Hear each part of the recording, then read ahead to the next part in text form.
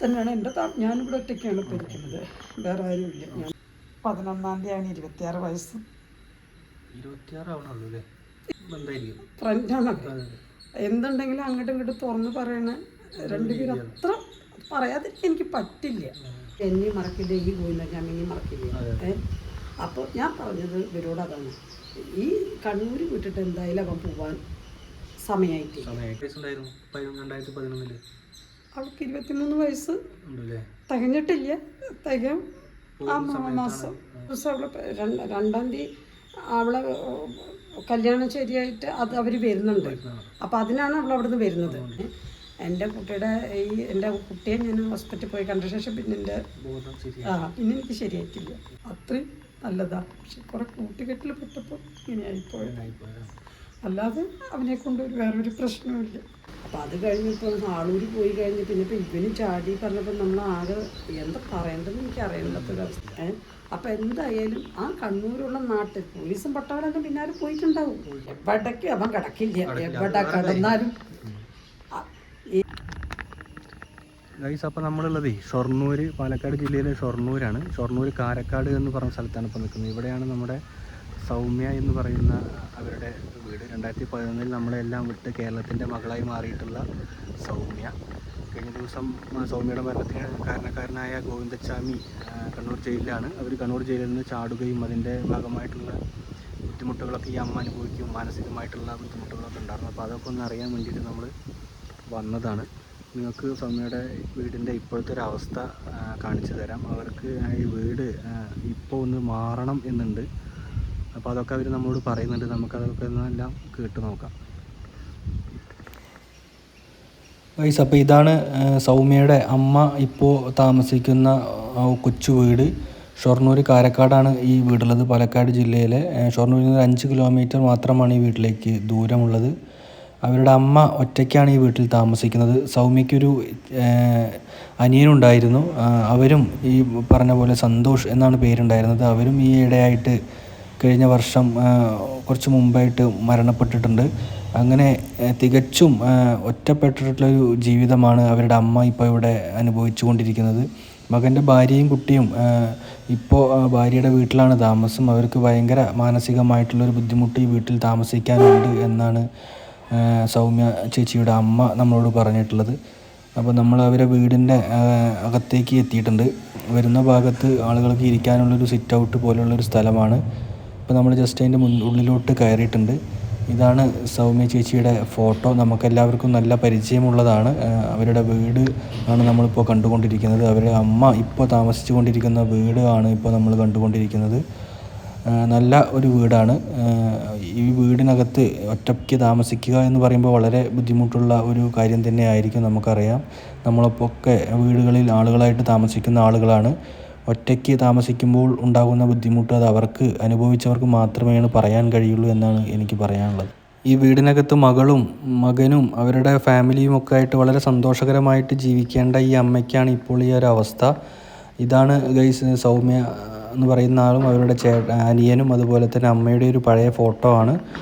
അപ്പോൾ അവരെല്ലാവരും വളരെ സന്തോഷകരമായിട്ട് ജീവിക്കേണ്ട ഒരു വീട്ടിലാണ് ഇപ്പോൾ ഈ അമ്മ ഒറ്റയ്ക്ക് താമസിച്ചു കൊണ്ടിരിക്കുന്നത്. അപ്പോൾ അവരുടെ വീടിൻ്റെ ഉൾഭാഗമാണ് നമ്മളിപ്പോൾ കണ്ടുകൊണ്ടിരിക്കുന്നത്. ഭക്ഷണം പാകം ചെയ്യുന്ന ഒരു സ്ഥലം ഒക്കെയാണ് ഗൈസ് ഇപ്പോൾ. എന്തായാലും ഒറ്റപ്പെടലിൻ്റെ ഒരു അവസ്ഥ എന്ന് പറഞ്ഞാൽ അതൊരു ഭയാനകമായ അവസ്ഥയാണ്. അത് അനുഭവിച്ചവർക്ക് മാത്രമേ അറിയുള്ളൂ. അപ്പോൾ ഈ വീട്ടിൽ ഒറ്റയ്ക്ക് താമസിക്കുന്ന ഈ അമ്മയ്ക്ക് നല്ലത് മാത്രം വരട്ടെ. അവർക്ക് വേണ്ടാത്ത ബുദ്ധിമുട്ടുള്ള ചിന്തകളൊന്നും മനസ്സിലേക്ക് വരാതിരിക്കട്ടെ. നല്ലൊരു ജീവിതം ഉണ്ടാകട്ടെ എന്ന് ആശംസിക്കുകയാണ്. അവർക്ക് അമ്മയോട് നമുക്കൊന്ന് സംസാരിക്കാം. അമ്മ നമ്മളോട് കുറച്ച് കാര്യങ്ങളൊക്കെ പറഞ്ഞു തരും. നമുക്കതൊക്കെ ഒന്ന് കേൾക്കാം. സൗമ്യ ചേച്ചിയുടെ അമ്മയല്ലേ? എന്താ നിങ്ങളുടെ പേര്? സുമതി അല്ലേ? ഓക്കെ. ചേച്ചി 2011 പോയതിന് ശേഷം ഈ വീട്ടിലെ അവസ്ഥ എന്താണ്? അതൊന്നും അവള് 2010 പോയ ശേഷം പിന്നെ ഗവൺമെൻറ്റിൽ നിന്ന് എനിക്ക് തന്ന ജോലിയാണ്. അപ്പോൾ ഞാനത് പിന്നെ എൻ്റെ മകന് കൊടുത്തു. കാരണം കുടുംബത്തിൽ അവനൊരു ആൺകുട്ടി ഉണ്ടല്ലോ. അപ്പോൾ അവനായി കിട്ടിയിട്ടുണ്ടെങ്കിൽ അത് നാളെ മേലേക്ക് അവനൊരു കാര്യം വിചാരിച്ചിട്ട് അതിൻ്റെ ജോലി ഞാൻ അവന് കൊടുത്തു. അപ്പോൾ ഒറ്റപ്പാലം RDOയിലാണ് അവന് ജോലി കിട്ടിയത്. OA ആയിട്ടാണ് ജോലി കിട്ടി. അവനവിടെ അത് 2011 തന്നെ, അത് 2012 ജോലി കിട്ടിയത്. 2012 ജോലി കിട്ടിയത്. അവിടുന്ന് അങ്ങോട്ട് പിന്നെ അവൻ ഇത്രയും കൊല്ലം അവിടെ വർക്ക് ചെയ്തു. നിങ്ങൾക്ക് എത്ര മക്കളാണ്? എനിക്ക് 2 പേര്, സൗമ്യ സന്തോഷം. 2 മക്കളാണ്. സൗമ്യക്കാണത് സംഭവിച്ചത്. പിന്നെ സന്തോഷ് അവിടെ ഇപ്പോൾ ഇത്രയും വർഷം 2012 കയറി ഇത്രയും കൊല്ലം അവിടെ ജോലി ചെയ്തു. പിന്നെ ഇപ്പോൾ കഴിഞ്ഞ സെപ്റ്റംബർ ഒക്ടോബർ 24-ാം തീയതി 23-ാം തീയതി രാത്രിയാണ് അവൻ അങ്ങനെ ഒരു ചെയ്തത്, ദുരന്തം ചെയ്തത്. ഭാര്യയുണ്ട്, ഒരു മോനും ഭാര്യയും കുട്ടിയെല്ലാം ഉണ്ട്. അപ്പോൾ അവന് വേറെ പ്രശ്നങ്ങളൊന്നുമില്ല. അവനെല്ലാം ഓഫീസിലെല്ലാം നല്ല ഡീസൻറ്റ്, നല്ല ഉത്തരവാദിത്വം, നല്ലതാണ്. അതൊന്നും പറയാതിരിക്കാൻ നമുക്ക് പറ്റില്ല. അവനിപ്പോൾ ഇപ്പോൾ ഓഗസ്റ്റ് 11-ാം തീയതി അവന് 26 വയസ്സ്.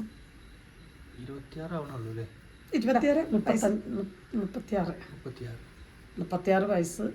പിന്നെ അപ്പോൾ ഈ അടുത്ത മാസം 11-ാം തീയതി അവന് വരും. അപ്പോൾ അവൻ്റെ 35 വയസ്സ് തികഞ്ഞ ശേഷമാണ് കാര്യമില്ലോ. നമ്മളിപ്പോൾ ഇനിയിപ്പോൾ നമ്മളിപ്പോൾ ഒന്നും പറഞ്ഞിട്ട് കാര്യമില്ല. ഇവിടെ തന്നെയാണ്, അവരിവിടെ തന്നെയാണ് താമസിച്ചത്. തിരുവോണത്തിൻ്റെ അന്ന് പിന്നെ ഊണും കഴിഞ്ഞിട്ടാണ് അവർ അങ്ങോട്ട് പോയത്. കുട്ടി അവളും പിന്നെ അവള് പോയ പിന്നെ പൊതുവെ അങ്ങനെ അവളെ വീട്ടിൽ കുറച്ച് ദിവസം നിൽക്കും. അതൊരു പതിവാണ്.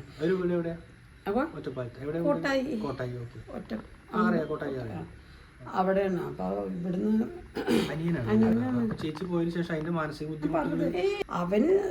അവർ രണ്ടുപേരും അത്രയും നല്ല അത് ഇത് പറഞ്ഞിട്ടെങ്കിൽ എത്രയായാലും അവര് ഒരാണിനെ പെങ്ങളെന്നുള്ളൊരു ഇതല്ല, അത്രയും ഫ്രണ്ടാണ് അവർ.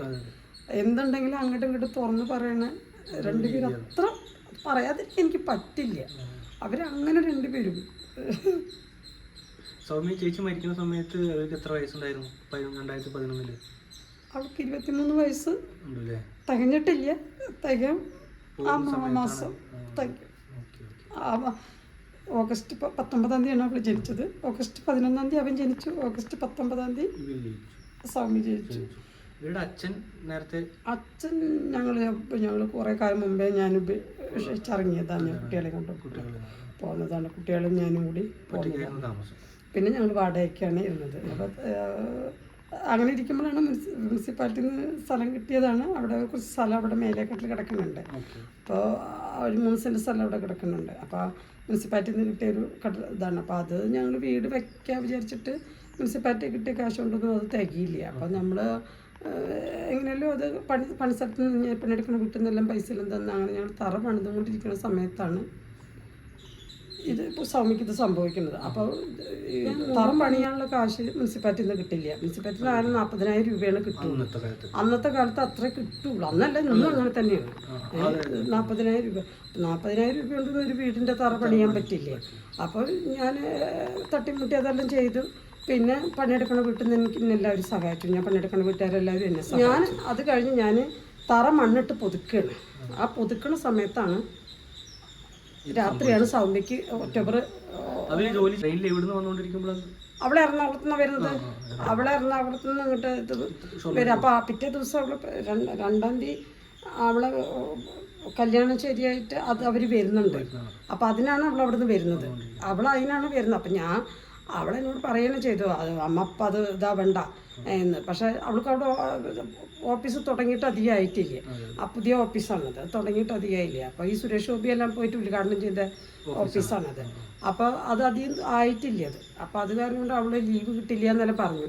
അപ്പം ഞാൻ പറഞ്ഞ അല്ല, ഈ പയ്യൻ്റെ ചെക്കന് അച്ഛന് ദുബായിക്ക് പോകാൻ വേണ്ടിയിട്ടാണ് അവർ തിരക്ക് കൂട്ടിയത്. അപ്പം എന്നാൽ ശരി, എന്നാൽ അവർ വരട്ടെ നീ വായും മോളെ എന്ന് പറഞ്ഞിട്ട് ഞാനാണ് വരാൻ പറഞ്ഞത്. അപ്പോൾ 2-ാം തീയതി അവർ വരും.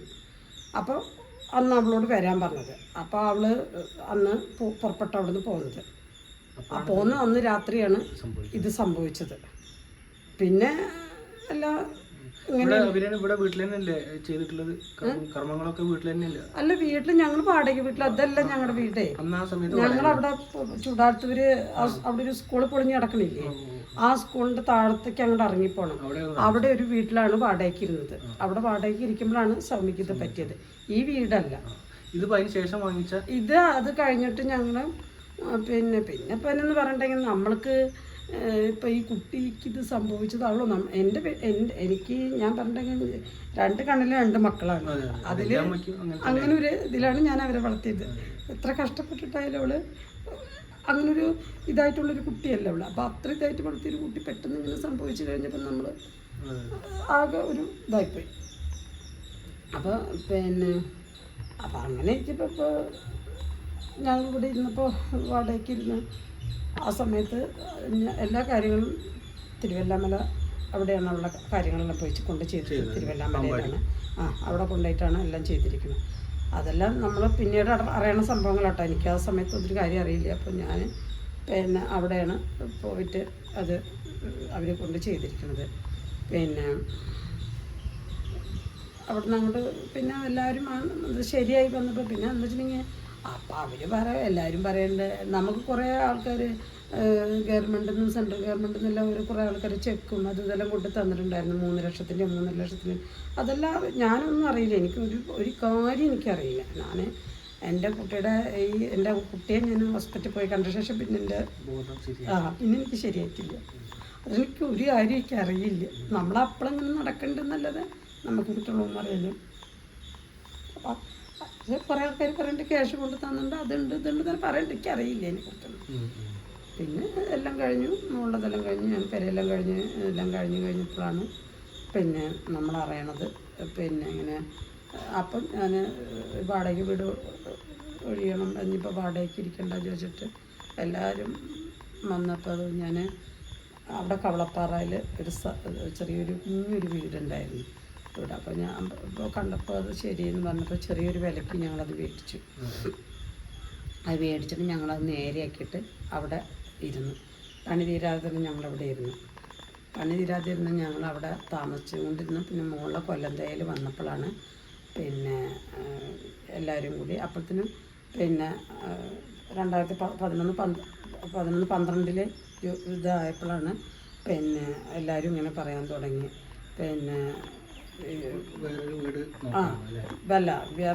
വേറെ വീട് എന്താ വെച്ചിട്ടുണ്ടെങ്കിൽ അതല്ല, കൊല്ലന്തയിൽ ഞങ്ങൾ മുന്നിൽ ഇങ്ങനെ വലിയൊരു മനക്കക്കാരുടെ പറമ്പാണ്. ഒരു അന്തവും ഇല്ലാത്ത പറമ്പാണ് അവിടെ. ആകെ ഒരു അന്തരീക്ഷം. അപ്പോൾ അവർ പറഞ്ഞു DSP എല്ലാം ഒന്ന് വന്നിട്ടുണ്ടായിരുന്നു.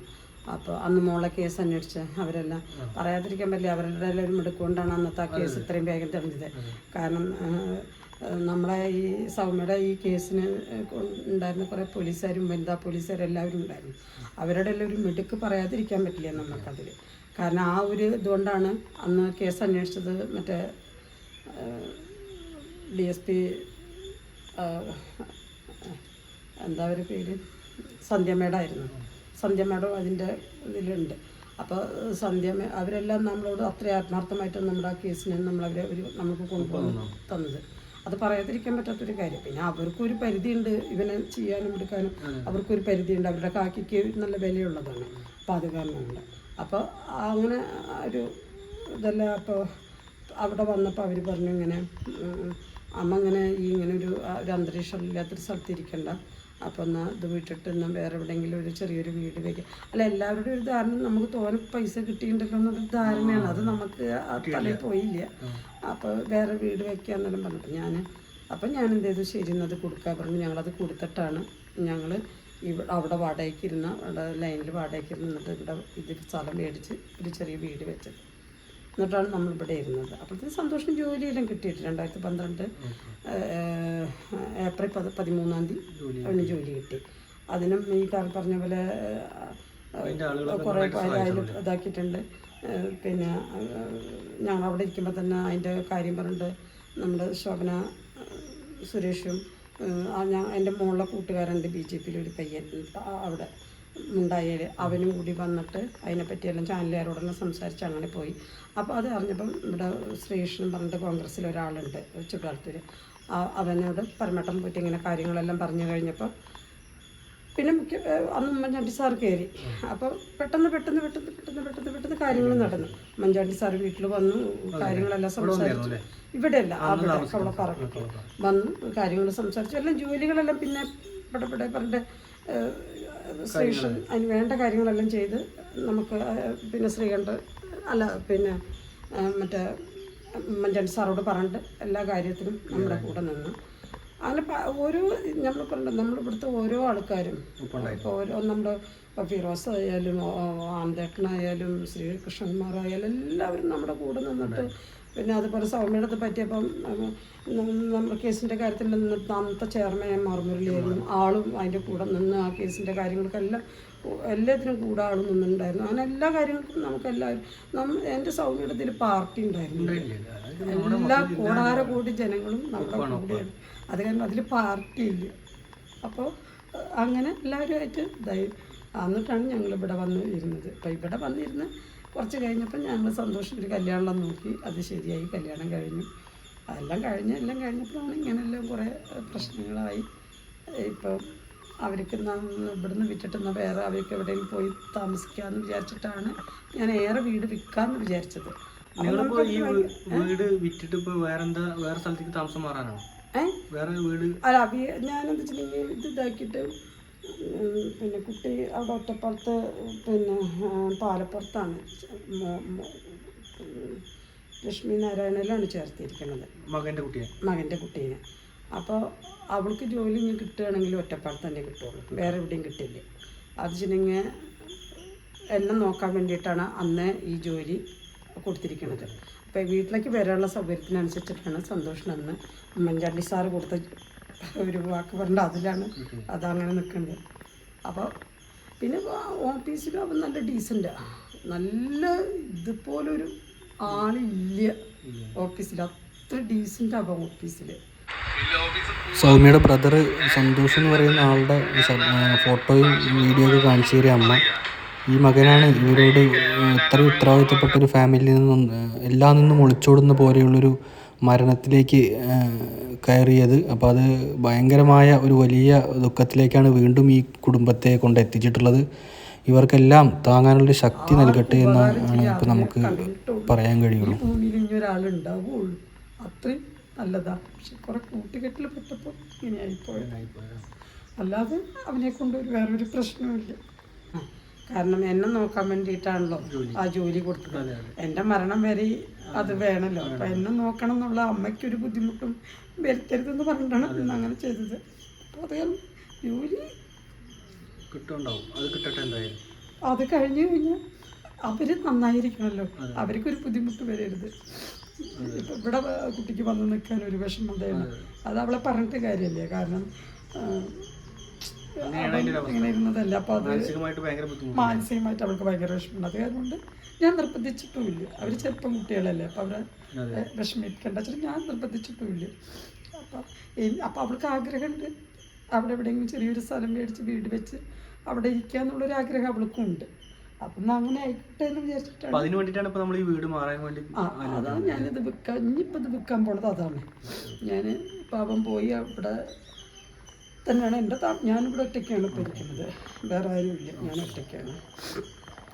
അപ്പം നമുക്ക് സഹായമായിട്ട് ഒരാൾ ഇവിടെ വരും.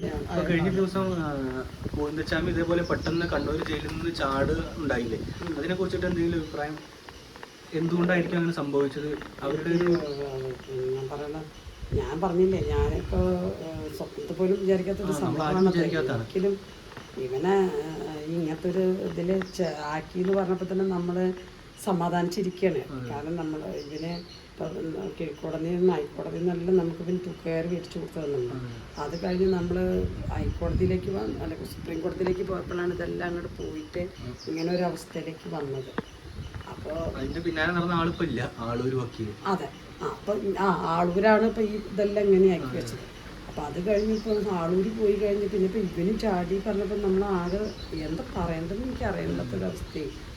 പിന്നെ എനിക്കൊരു സമാധാനം എന്താണെന്ന് വിചാരിച്ചിട്ടുണ്ടെങ്കിൽ നമ്മൾ പിന്നെ ഒരു മിനിറ്റ് പിന്നെ നമ്മൾ എന്താ വെച്ചിട്ടുണ്ടെങ്കിൽ ഈ കണ്ണൂർ പറഞ്ഞ നാട്ടിൽ നിന്നിട്ട് എന്നെ ഒരുപാട് പേര് നിന്നും വിളിക്കണം. 15 കൊല്ലം 6 മാസം മുകളിൽ പോയിട്ട്. പക്ഷെ പറഞ്ഞിട്ട് കാര്യമില്ല, ഇന്നും ആ നാട്ടിൽ നിന്നും എന്നെ ഓരോ ആൾക്കാർ വിളിക്കുക, അമ്മ സുഖാന്ന്, സൗമ്യയുടെ അമ്മ എന്താ ചെയ്യുന്നത്, എന്താണ് ചോദിച്ചിട്ട് വേറെ ഒന്നുമില്ല, 2 വാക്ക്. അപ്പോൾ അതിൻ്റെ അർത്ഥം ഈ സൗമ്യ എന്ന് പറഞ്ഞ കുട്ടീനെ അവർ മറന്നിട്ടില്ല എന്നുള്ളതല്ലേ. അപ്പോൾ ആ മറക്കാത്തടത്തോളം കാര്യം അവർ എന്നെയും മറക്കില്ല, ഈ ഗോവിന്ദചാമിനെയും മറക്കില്ല. അപ്പോൾ ഞാൻ പറഞ്ഞത് ഇവരോട് അതാണ്, ഈ കണ്ണൂർ വിട്ടിട്ട് എന്തായാലും അവൻ പോവാൻ സമയമായിട്ട്. അപ്പം എന്തായാലും ആ കണ്ണൂരുള്ള നാട്ടിൽ പോലീസും പട്ടാളൊക്കെ പിന്നാലെ പോയിട്ടുണ്ടാവും, എല്ലാം പോയിട്ടുണ്ടാവും. പക്ഷെ പറഞ്ഞിട്ട് കാര്യമില്ല, ആ കണ്ണൂരുള്ള നാട്ടിലുള്ള ജനം തന്നെ അവനെ പിടിക്കും. കാരണം അത് എനിക്കത് നല്ലൊരു ഉറപ്പാണ്. കാരണം ഇപ്പം അവിടെ നിന്നല്ല എവിടെ പോയാലും അവനെ നാട്ടുകാർ വെറുതെ പിടിക്കും. കാരണം വെച്ചിട്ടുണ്ടെങ്കിൽ നമ്മളിന്ന് എവിടെ പോയാലും, ഞാൻ ഏതെങ്കിലും എവിടെയെങ്കിലും ഒരു അമ്പലങ്ങളിലോ എവിടെയെങ്കിലും പോയിട്ട് നമ്മളിങ്ങനെ തൊഴുതിട്ട് തിരിയുമ്പോഴായിരിക്കും ചിലർ അയ്യോ അത് സൗമ്യയുടെ അമ്മയാണ് കേട്ടോ എന്ന്. അത് കേൾക്കുമ്പോൾ നമ്മുടെ ആ ഒരിത് അച്ഛനും നമ്മുടെ മക്കളെ അവർ ഇന്നും ഈ 15 കൊല്ലം കഴിഞ്ഞിട്ടും അവരൊന്നും നമ്മുടെ മകളെ ഓർത്തുകൊണ്ടിരിക്കുകയാണ്. അപ്പോൾ ആ ഓർമ്മ നിറഞ്ഞ ഇതാവുന്നിടത്തോളം കാലം വരെ ഒരിക്കലും ഈ ഗോവിന്ദചാമിക്ക് പുറത്തിറങ്ങി നടക്കാൻ പറ്റില്ല. അത് ഈ